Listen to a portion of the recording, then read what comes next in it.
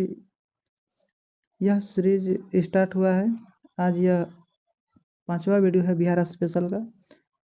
तो आप लोग जल्द से जल्द इसे शेयर करें और ऐसे क्वेश्चन जो हो बीपीएससी, बिहार एसएससी और बिहार पुलिस में ज़्यादा क्वेश्चन पूछा जाता है, तो आप लोग ज़रूर देखें।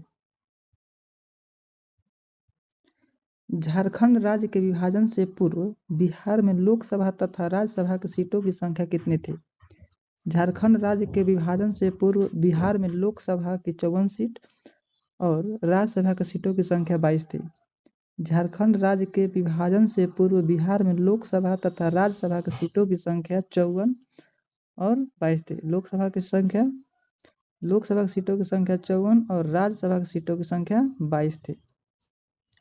बिहार में अब तक कुल कितनी बार राष्ट्रपति शासन लागू किया गया है? 8 बार। बिहार में अब तक कुल कितने बार राष्ट्रपति शासन लागू किया गया है? तो 8 बार किया गया है। निम्नलिखित में से कौन राज्यपाल को उसके पद से बर्खास्त कर सकता है? तो राज्यपाल को उसके पद से बर्खास्त कर सकता है राष्ट्रपति, भारत के राष्ट्रपति। राज्य मंत्री परिषद की बैठक की अध्यक्षता निम्नलिखित में से कौन करता है? राज्य मंत्री परिषद की बैठक की अध्यक्षता करता है मुख्यमंत्री। कौन करता है? मुख्यमंत्री। मुख्यमंत्री। भारतीय संविधान के किस अनुच्छेद में महाधिवक्ता का वर्णन? भारतीय संविधान के किस अनुच्छेद में महाधिवक्ता का वर्णन है? तो अनुच्छेद 165। अनुच्छेद 165। कोई विधेयक धन विधेयक है या नहीं, इसका निर्णय कौन सा करता है? कोई विधेयक धन विधेयक है या नहीं, इसका निर्णय कौन करता है? तो लोकसभा के अध्यक्ष। लोकसभा अध्यक्ष। निम्नलिखित में से कौन व्यक्ति बिहार के मुख्यमंत्री के पद पर सबसे कम समय तक रहे? निम्नलिखित में से कौन व्यक्ति बिहार के मुख्यमंत्री के पद पर सबसे कम समय तक रहे? तो सतीश प्रसाद सिंह। सतीश प्रसाद सिंह। दिए गए विकल्पों में सबसे कम जिला वाला प्रमंडल कौन सा है? तो सबसे कम जिला वाला प्रमंडल है भागलपुर। भागलपुर में 2 जिला है, भागलपुर और बांका। दिए गए विकल्प में सबसे कम जिला वाला प्रमंडल कौन सा है? भागलपुर। भागलपुर। किसी राज्य का वैधानिक प्रधान कौन होता है? तो किसी राज्य के वैधानिक प्रधान जो होता है वह राज्य के राज्यपाल होता है। किसी राज्य का वैधानिक प्रधान होता है राज्य के राज्यपाल। बिहार में लोकसभा हेतु कितने सीटें अनुसूचित जाति यानी कि एससी के लिए आरक्षित है? 6।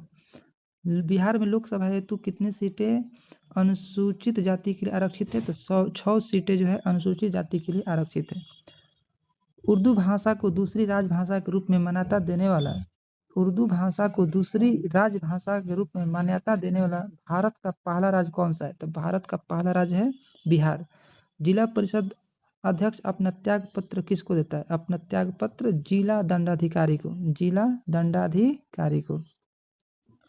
बिहार का कौन सा जिला नेपाल तथा पश्चिम बंगाल दोनों की सीमा साझा करता है? तो किशनगंज। बिहार का कौन सा जिला नेपाल तथा पश्चिम बंगाल दोनों से सीमा साझा करता है? तो किशनगंज। किस भारतीय राज्य के साथ नेपाल सबसे लंबी सीमा साझा करता है? किस भारतीय राज्य के साथ नेपाल सबसे लंबी सीमा साझा करता है? तो वह है बिहार। निम्नलिखित में से कौन बिहार के सर्वोच्च पर्वत चोटी है? तो सोमेश्वर की चोटी, पश्चिम चंपारण। निम्नलिखित में से कौन बिहार के सर्वोच्च चोटी है? तो यह है सोमेश्वर की चोटी, पश्चिम चंपारण। बिहार में सबसे अधिक वर्षा किस जिले में होती है? सबसे अधिक वर्षा किशनगंज। सबसे अधिक वर्षा किशनगंज। बिहार में आपदा प्रबंधन हेतु सेंडई फ्रेमवर्क को कब लागू किया गया? बिहार में आपदा प्रबंधन हेतु सेंडई फ्रेमवर्क को कब लागू किया गया? तो 2015 में। और भारत में यह बिहार पहला राज्य है जो सेंडई फ्रेमवर्क को लागू करने वाला राज्य है, 2015 में। बिहार का कौन सा जिला जूट उत्पादन में अग्रणी है? तो पूर्णिया। जूट उत्पादन पूर्णिया। जूट उत्पादन पूर्णिया। गंगा के दक्षिणी भाग के मैदानों में कौन सी मिट्टी प्रमुख रूप से पाई जाती है? गंगा के दक्षिणी भाग के मैदानों में कौन सी मिट्टी प्रमुख रूप से पाई जाती है? तो कैवाल्य मिट्टी। कैवाल्य। गंगा के दक्षिणी भाग के मैदानों में कौन सी मिट्टी प्रमुख रूप से पाई जाती है? तो कैवाल्य मिट्टी। कर्मनाशा नदी बिहार के किस स्थान पर गंगा नदी से मिलती है? कर्मनाशा नदी बिहार के किस स्थान पर गंगा नदी से मिलती है? तो चौसा के निकट कर्मनाशा नदी मिलती है।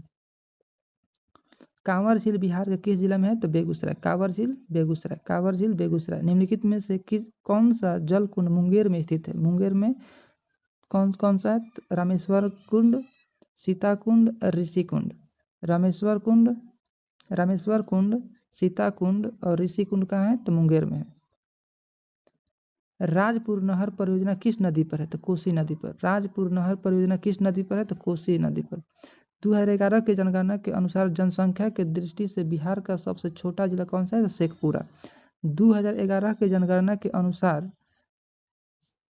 जनसंख्या की दृष्टि से बिहार का सबसे छोटा जिला शेखपुरा और सबसे बड़ा जिला पटना।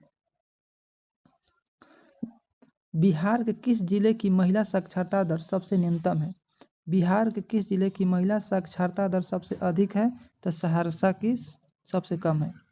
महिला साक्षरता दर सबसे कम सहरसा। कर्नाट वंश के अंतिम शासक कौन था? तो हरि सिंह देव। कर्नाट वंश का अंतिम शासक कौन था? तो हरि सिंह देव। निम्नलिखित में से किस पाल शासक की राजधानी मुंगेर थी? निम्नलिखित में से किस पाल शासक की राजधानी मुंगेर थी? तो देवपाल की। देवपाल की राजधानी कहाँ थी? तो मुंगेर थी। निम्नलिखित में से दरभंगा में एक दुर्ग एवं जामा मस्जिद का निर्माण करने वाला सुल्तान कौन था? दरभंगा में एक दुर्ग और जामा मस्जिद का निर्माण किसने कराया था? तो मोहम्मद बिन तुगलक। दरभंगा में एक दुर्ग एवं जामा मस्जिद का निर्माण कराने वाला सुल्तान कौन था? तो मोहम्मद बिन तुगलक। शेर शाह सूरी ने मुगलों के विरुद्ध संघर्ष में किससे सहायता प्राप्त किया था?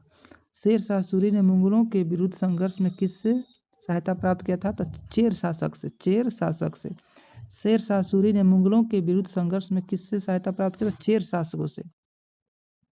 सिकंदर लोदी ने हुसैन शाह सरकी को पराजित कर बिहार का प्रभारी किसे नियुक्त किया?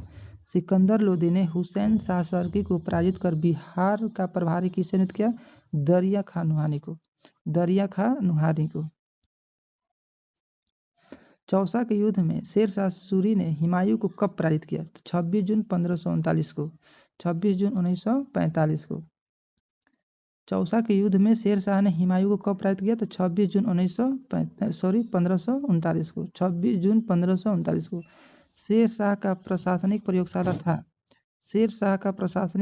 कहाँ था? तो सासाराम में।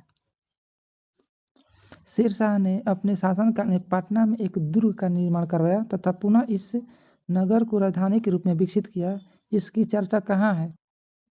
शेर शाह ने अपने शासनकाल में पटना में एक दुर्ग का निर्माण करवाया तथा पुनः इस नगर को राजधानी के रूप में विकसित किया। इसकी चर्चा तारीख़ दाऊदी में है। अकबर ने 1580 में बिहार में किसे गवर्नर या सूबेदार नियुक्त किया? खान ए खानम को। अकबर ने 1580 में बिहार में किसे गवर्नर या सूबेदार नियुक्त किया? खान ए खानम को। किस मुगल शासक के समय बिहार में सर्वाधिक विद्रोह हुआ? अकबर के समय में। किस मुगल शासक के समय बिहार में सर्वाधिक विद्रोह हुआ? तो अकबर के समय में। सिख धर्म के प्रवर्तक गुरु नानक देव ने निम्नलिखित में से बिहार के किस क्षेत्र का भ्रमण किया? सिख धर्म के प्रवर्तक गुरु नानक देव ने भागलपुर, मुंगेर और राजगीर का भ्रमण किया।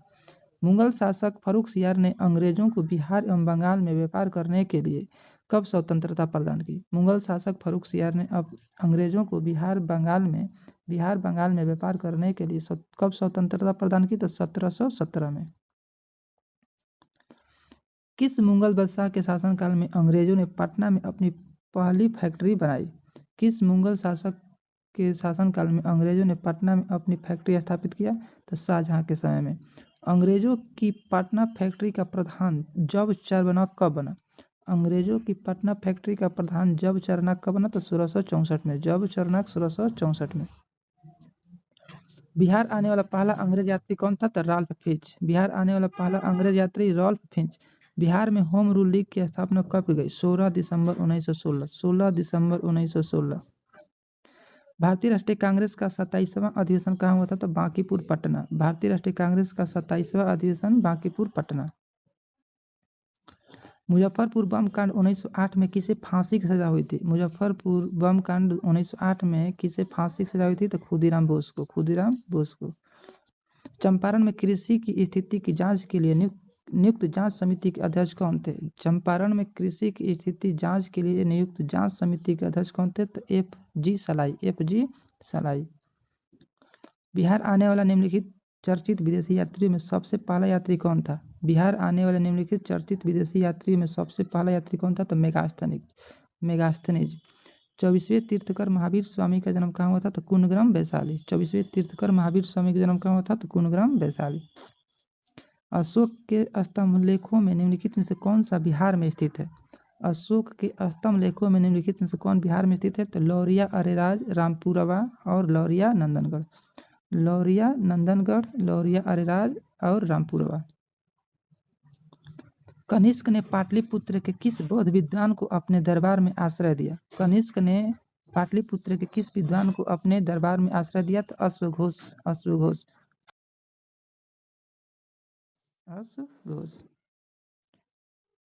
तृतीय बौद्ध संहिता की अध्यक्षता किसने किया था? तो मौग्लीपुत्र तीस। तृतीय बौद्ध संहिता की अध्यक्षता किसने किया? तो मौग्लीपुत्र तीस। हर्यक वंश के बाद मगध पर किस वंश का उदय हुआ? तो शिशुनाग वंश। हर्यक वंश के बाद मगध पर किस वंश का उदय हुआ? तो शिशुनाग वंश।